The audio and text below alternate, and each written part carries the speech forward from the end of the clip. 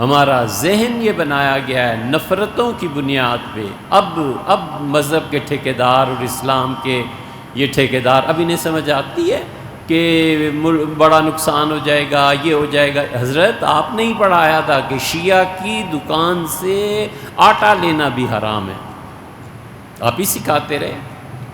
1980 سے لے کے 2005-6 تک جناب والا یہی چلتا رہا، بچے اسی میں ہمارے بڑے ہوئے۔ کہاں جاتے ہیں آپ؟ اب یہ تو نہ کریں کہ آپ پوری تاریخ کو جھٹلا دیں۔ ان 20-25 سال کے اخبارات کو دیکھو، ملتان میں تھے،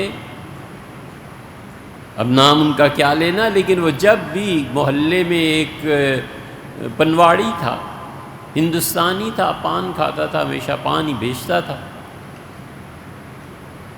تو جو نوٹ اس کو پان کے لیے بھیجتے تھے اس پہ لکھ دیتے تھے سیدنا معاویہ رضی اللہ عنہ۔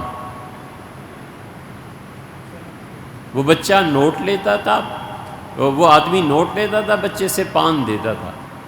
ایک دن وہ نیچے اترا اپنے کھوکھے سے اور اس نے کہا مولوی صاحب سے جا کے کہنا نوٹ رکھ کے اس سے معاویہ رضی اللہ عنہ کے نام پہ 10 جوتے اتار کے مارے، اور اس سے کہا یہ ہے تمہارا معاویہ، مولوی صاحب کو بتا دینا میں نے کیا کیا۔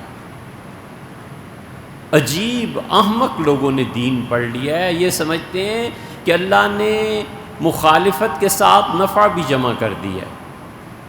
یار تم اس سے پان لینے جا رہے ہو، اس کو کیوں چھیڑتے ہو، تنگ کرتے ہو؟ نتیجہ یہ نکلے گا کہ پان نہیں ملے گا کبھی بھی، کہیں بھی۔ نفع اور مخالفت جمع نہیں ہوتی۔ 4 دن ڈاکٹر کی مخالفت کرو نا، کہو ڈاکٹر صاحب کیا آپ کی دوائیاں ہیں، کیا آپ کرتے ہیں، پتہ نہیں آپ نے پڑھا کہاں ہے، وہ کہے گا ابھی بھی آگے جاؤ۔ کبھی نہیں ہوتا۔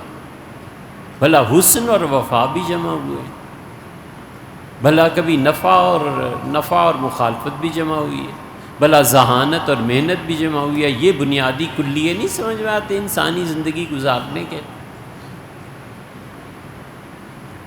تو اس لیے یہ جو انہوں نے ہی سبق سکھایا،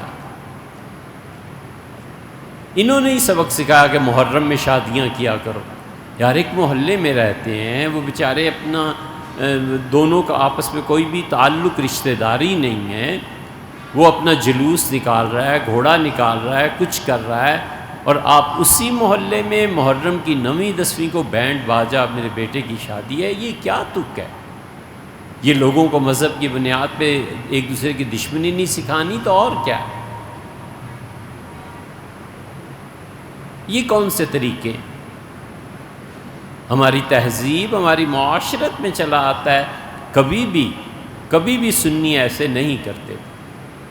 10 دن جو محرم کے ہوتے تھے اس کا احترام کرتے تھے، کہتے تھے ذرا اس کے بعد شادی کر لیں گے۔ وہ ابھی تک لوگ زندہ ہیں یار، کہتے تھے محرم ہے پھر 13 تیزی آ جائے گا تو اس کے بعد شادی کریں گے۔ اب 13 تیزی کا تو لفظ ہی آپ کی ڈکشنری سے ہو گیا، آپ کو کیا پتا 13 تیزی کیا ہوتی ہے؟ سفر کو کہتے تھے پرانے بزرگ۔ یہ سب ماحول تھا، ایک ہے موانست ایک دوسرے کے ساتھ اس طرح۔ اب اس کے جواب میں سیدنا عمر رضی اللہ عنہ کے شہادت کے دن اگر وہ دیگ پکا کے تقسیم کرے تو پھر کیا ہوگا؟ توڑنا ہے لوگوں کو، معاشرے کو برباد کرنا ہے۔